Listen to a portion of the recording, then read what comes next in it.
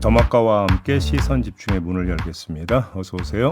네, 안녕하세요. 더마카입니다. 오늘도 삐딱선 정신에 입각해서 주요 뉴스 챙겨드리겠습니다. 알권리님, 날씨가 따뜻하다가 추워져서 놀랐습니다. 감기가 쏙 들어오기 전에 여러분들 준비하세요 라고 올려주셨습니다. 그냥 그 말씀을 드렸잖아요. 겨울이란 놈이 그렇게 순순히 물러간 적이 없다고. 그렇죠. 상당히 미련을 피우면서 질척거리다가 가는 게 겨울이죠. 질척이라는 표현이 참 맞는 표현 같습니다. 그러니까요. 네. 김윤경 님이 긴장되는 한 주의 시작입니다. 이번 주도 우리 모두 힘냅시다 라고 올려주셨고요. 아, 예. 아이비님은 꽃샘추위로 많이 춥네요. 바람도 장난 아니고 이 답답한 시국이 꽃샘추위와 함께 빨리 물러가길 간절히 바랍니다 라는 인사 보내주셨습니다. 네. 많은 분들이 아마 비슷한 마음이실 것 같고요. 백승정님, JB 초등학교 태권도 국가대표 선발전 잘하라고 해주셔서 오. 제6회 아시아 카데 태권도 선수권 대회 국가대표 최종 선발전에서 국가대표가 되었습니다. 오, 박수. 축하드립니다. 축하드려요. 예. 합격 맛집 김종배의 시선 집중 덕분입니다. 7월 말레이시아에서 열리는 대회에서도 좋은 결과 있도록 응원 부탁드립니다. 아니, 태권도 국가대표면 세계 대표죠. 뭐. 아, 그러니까요. 그럼요. 뭐. 그건 다른 민주양. 당상. 네. 이름 기억하시죠? 민주양. 네. 네, 잘했어요. 잘했어요. 그냥 평소 실력대로만 하면 됩니다. 제가 그러니까요. 네. 우리 촌철님들도 많이 축하해주고 계신데 사실 저희가 이거 소개할 때 이름이 다 했다. 네. 민주주의의 민주가 떠오른다 이러면서 그 이름이면 국가대표 깜이다 막 이런 댓글도 막 올라오고 그랬었거든요. 네. 아유 참 잘했습니다. 네. 참 잘했어요. 축하드립니다. 자 이렇게 기분 좋은 소식으로 JB타임즈를 시작을 했는데 뉴스를 보면 이 기분이 이어질지 모르겠습니다. 오늘 주목할 첫 번째 뉴스 어떤 건가요? 권성동 국민의힘 원내대표가 어제 기자간담회를 열고 이런 말을 했습니다. 들어보시죠.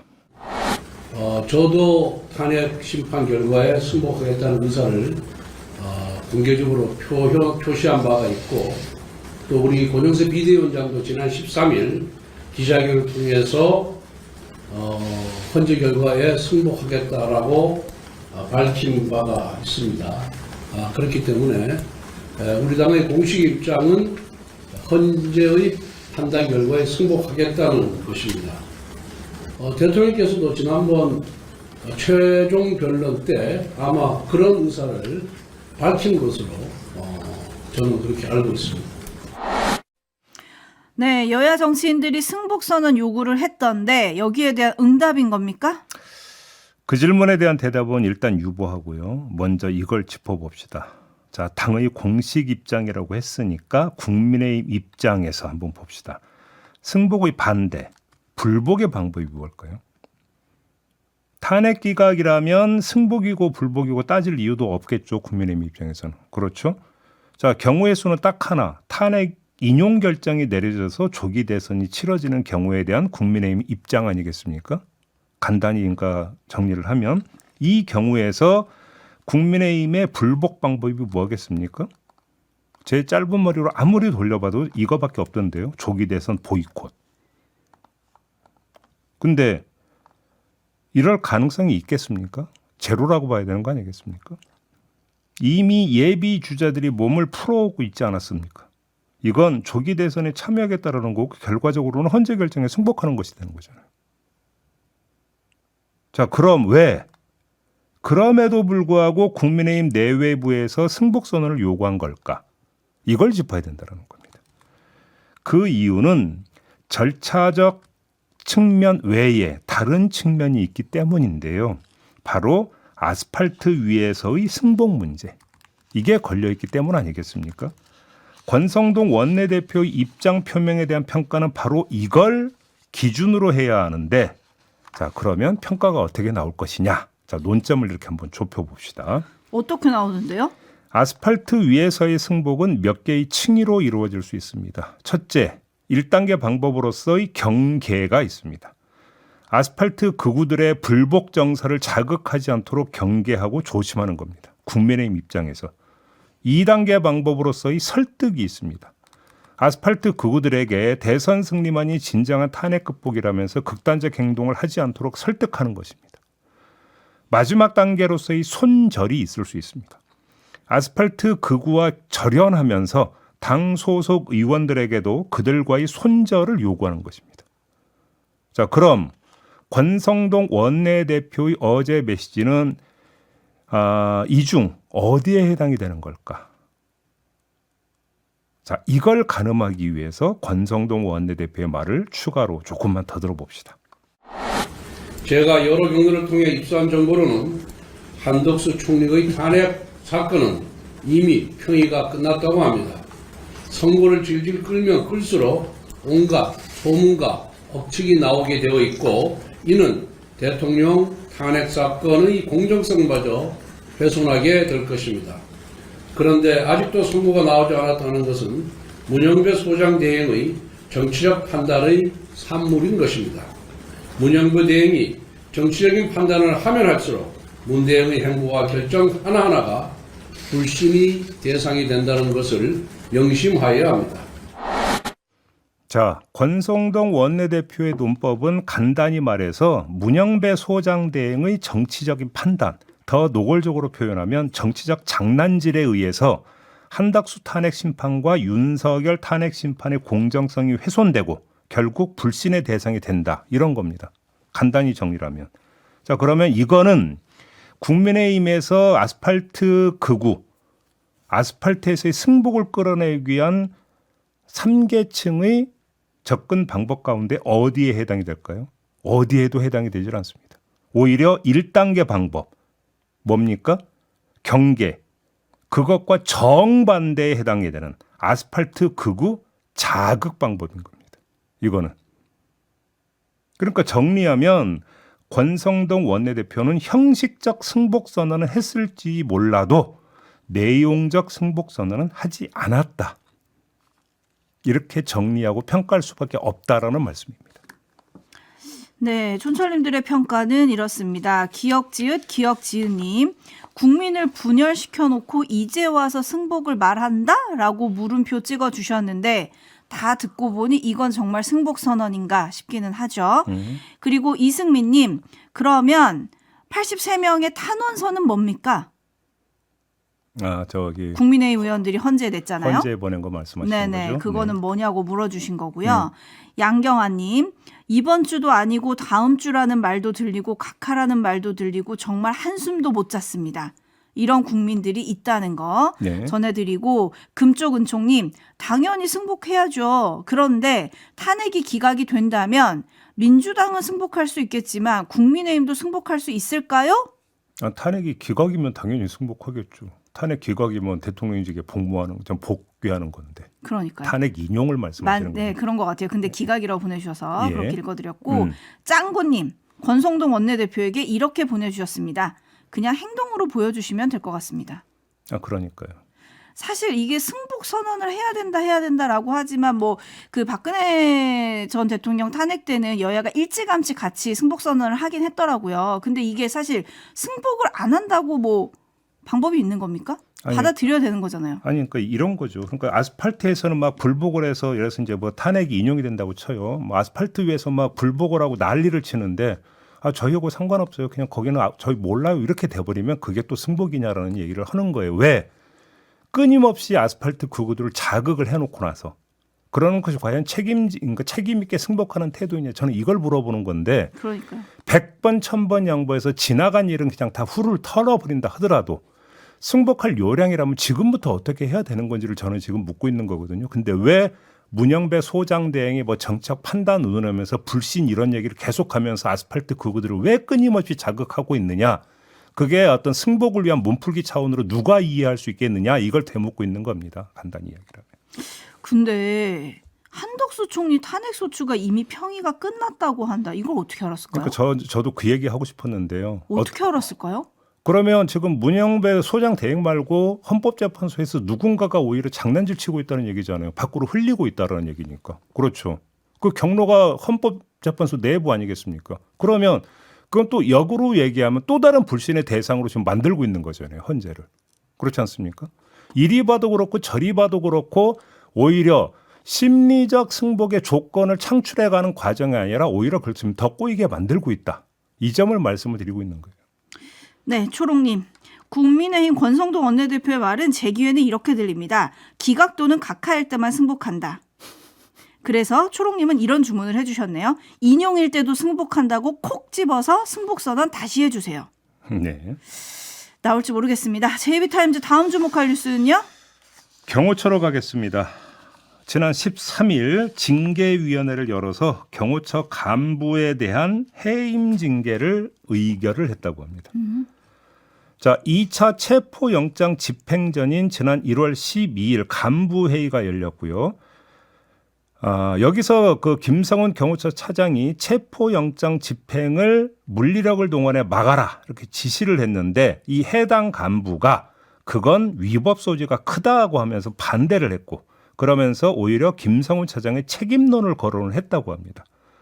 그러자 김성훈 차장이 그 자리에서 경찰 국수본 비상계엄 특별수사단의 비밀을 유출했다면서 이 해당 간부를 대기 발령 조치를 했고 징계위원회에 회부를 했는데 13일에 해임 의결을 했다라는 겁니다. 자, 그러면 여기서 짚어야 될 게 비밀을 유출했다라는 것 이게 뭔지를 좀 봐야 되는 거 아니겠습니까? 봐야죠. 그 해당 간부가 1월 그 모일에 모 호텔에서 국수본 관계자 2명을 만나서 군사 주요 시설물 위치 등 내부 정보를 전달했다라는 거라고 합니다. 하지만 해당 간부는 그런 비밀 정보를 제공한 적이 없다고 강력히 부인을 하고 있다라는 것입니다. 그럼에도 불구하고 해임 의결을 했다라는 건데요. 제가 주목한 건 이겁니다. 김성훈 차장이 윤석열 대통령이 석방된 게 지난 8일이었죠. 그로부터 이틀 뒤인 지난 10일 현안 점검회의를 열고 이 자리에서 체포영장 집행 당시 잘잘못에 대해서는 책임을 묻지 않겠다. 대통령에게 잘 말씀드리겠다 이렇게 말했다고 합니다. 자, 여기서 두 가지를 짚어야 됩니다. 첫째, 대통령한테 왜 잘 말씀드립니까? 직무 정지된 사람인데. 그렇지 않습니까? 지금 대통령은 직무가 정지되어 있는 사람이기 때문에 대통령의 권한을 행사할 수도 없고 행사해서도 안 되는 겁니다. 그런데 대통령한테 잘 말씀드리겠다라는 이 말이 천연덕스럽게 나왔다라고 하는 것 자체가 문제다. 이걸 먼저 지적을 해야 되는 거고요. 두 번째, 징계위원회에 해당 간부를 회부한 게 언제라는 겁니까? 1월 중순이라는 겁니다. 그런데 징계위원회에서 해임을 의결한 게 언제라는 겁니까? 3월 13일이라는 겁니다. 2달 걸렸습니다. 왜 2달씩이나 걸렸을까요? 그러면 2달 그 안에서 무슨 일이 발생했던 걸까요? 거기서 중요한 변곡점이 뭐겠습니까? 윤석열 대통령의 석방 아니겠습니까? 13일이면 윤석열 대통령이 석방되고 나서 닷새 뒤입니다. 그러면 그렇게 그 국수본 관계자에게 비밀을 넘겨줬다라고 하는 명백한 물증을 갖고 있다면 그렇게 질질 끌 사안이 아니잖아요. 징계에서 바로 해임해도 되는 거 아니겠습니까? 그런데 왜 질질 끄면서 징계에서 해임 의결 안 하다가 윤석열 대통령이 석방된 뒤에 해임 의결을 했을까? 혹시 이게 석방된 윤석열 대통령의 의중이 반영이 된 해임 의결인가? 이것도 그래서 점검이 필요하다는 겁니다. 제가 볼 때 포인트는 이 두 가지입니다. 그런데 점검할 수 있는 방법이 있느냐? 확인할 수 있는 방법이 있느냐? 이게 문제라는 것 아니겠습니까? 그죠? 김성훈 차장은 지금도 자유롭게 검찰이 3번씩이나 구속영장을 반려한 덕분에 자유롭게 오가고 있지 않습니까? 그러면서 진실에 접근할 수 있는 경로는 더 막혀버린 상태 아니겠습니까? 네, 데이지님, 이래서 구속이 필요했던 건데요. 검찰이 계속 반려를 했지요. 라고 좀 꼬집어 주셨고, 토토로님, 김성훈 처장은 점점 더 위법 행위를 하는데 왜 그냥 두나요? 경호처는 정말 무법천지가 된 것 같습니다. 라고 올려주셨는데 네. 지금 이게 그 경호처장의 직무대행이잖아요. 김성훈 차장이. 네. 그렇죠? 이렇게 징계를 제청을 하면 최상목 대통령 권한대행이 최종 승인을 해야 되는데 이 절차가 지금 남아있다고 하거든요.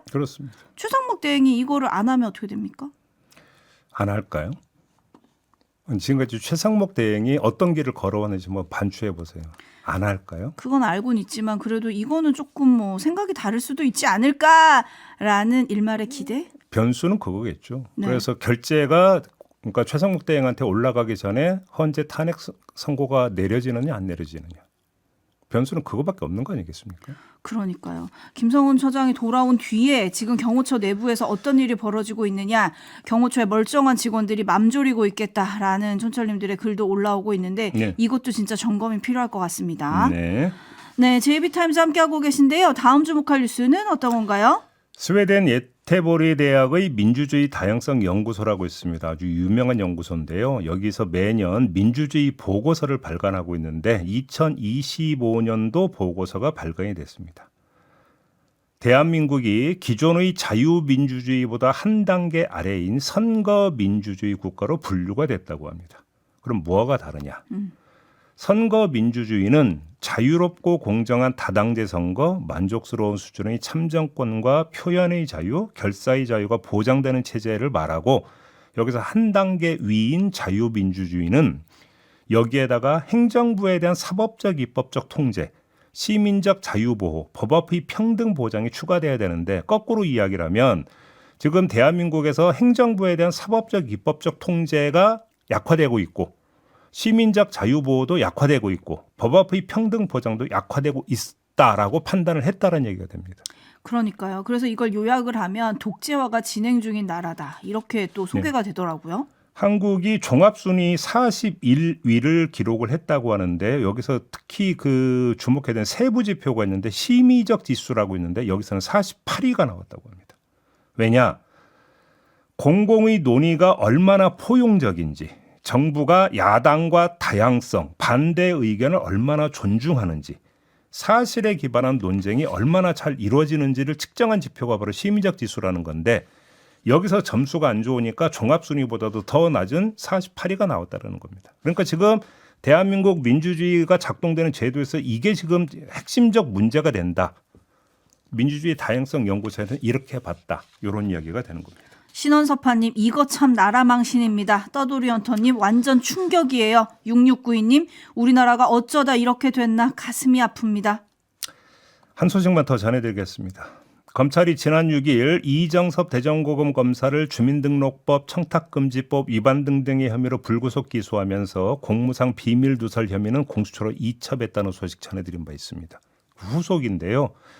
자, 공무상 비밀누설 혐의가 뭐였냐?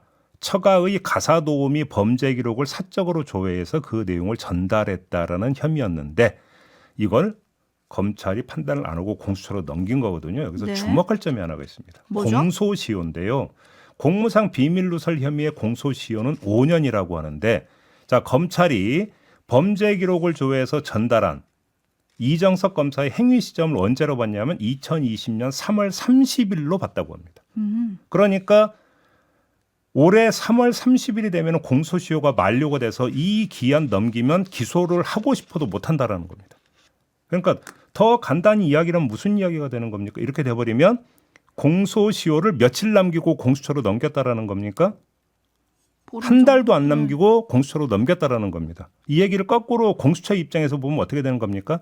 한 달도 안 되는 시간 안에 공무상 비밀누설 혐의에 대해서 수사를 해가지고 기소할지 말지를 판단해야 된다는 이야기가 되는 겁니다.